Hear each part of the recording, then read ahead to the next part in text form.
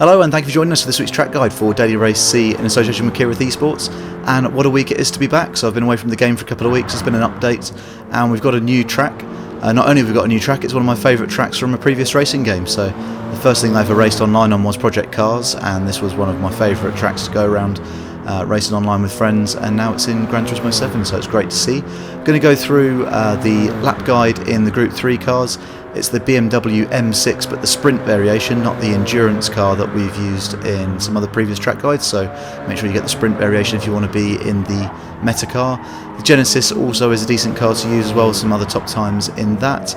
And we're also going to go through a couple of quick settings as well. So as part of the update, they have made some changes to some Fanatec pedal settings, so I'm going to go through that very quickly because I noticed some differences with my pedals when logging in.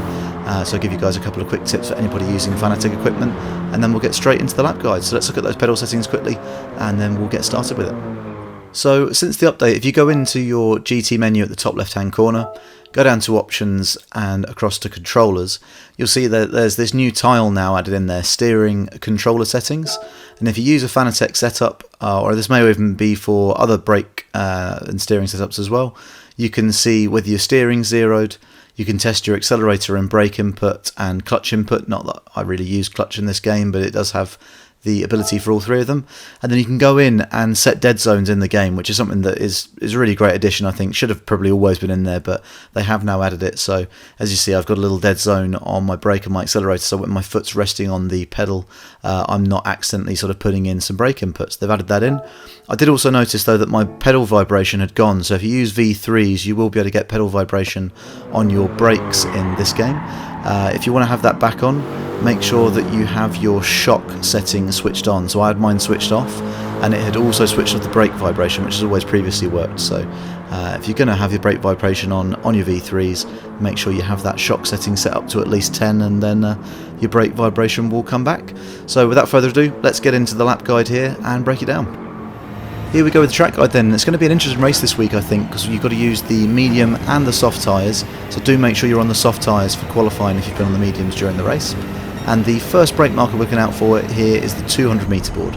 So we're getting heavy on the brakes on the 200 metre board, not turning in until we pass the second Gran Turismo sign. Catch plenty of this curb here, as you see, just using a little bit of second gear to turn the car in, but then short shifting to third and committing to the throttle. You want to make sure that your right tyres don't drift over that red and white curb, so at least one tyre from the right hand side of the car has got to stay on that curbing to avoid you getting a penalty. And we're going to be flat through this section and hold fifth gear. So this is another one of those situations where we're not going to shift up and we're just going to hold fifth. Next, the chicane, and a lot of commitment needed here. So at the 200 metre board we're turning in with a little bit of brake, no more than 50%. Cut these curbs and just get back on the power as soon as you can. You can cut loads of this final curb as well, as long as your left tyres don't go over the red and white curbing. Little dab of brake here down to third gear, but then I'm short shifting to fourth, and you want to hug this inside curb as much as you can, because then you can get on the power super early. And on the exit here, just make sure your right tyres don't go over this white line on the left hand side there. Little exit path here in between the 200 and the 100 board I'm braking just before. Down into second gear again just to get the car to rotate, but then short shifting to third and getting on the power. Ideally you want to touch that inside curb. I'll go a little bit wide there, but you see the idea of it. And next we're going to brake just before the 100 metre board, so it's probably about 125, 130 metres, something like that. Down into second gear, and want to be patient here, short shifting to third and then feed the power in. Don't just stamp on the power straight away or you will lose the back end round there, so have a little bit of patience when you're feeding the power in through that corner. For this next corner we're a bit in between braking boards again, so it's around about 150 metres that we're getting heavy on the brakes. Down into third initially, but then a little bit of second gear just to help rotate the car. Clip this inside curbing and then short shift to third and get on the power, and you can use all this runoff on your left as long as your right tyres don't cross that red and white curbing. On the brakes here on the 100 metre board, but not for very long.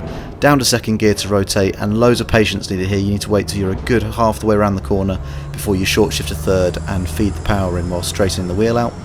Now only 2 corners to go and no brakes required for the first one, so we're just lifting just before the 100 metre board and turning in, keeping it in fourth gear and then back on the power as soon as you can. Once again you can use this curb as runoff on your right hand side, and just a little dab of brake here as the grass comes to an end on your right hand side, so you'll see the grass narrows down to a point at the yellow line. I'm just putting in a little bit of brake there down to third gear, but then short shifting to fourth to get on the power, and that's going to be good enough for a 141.9. Obviously being away for a couple of weeks I was a little bit rusty, but I was reasonably pleased with that lap, so I hope that gives you some pointers. Please do drop a like and subscribe if you've stuck through to the end of the video and enjoyed it, and good luck with your qualifying. Thanks very much for tuning in.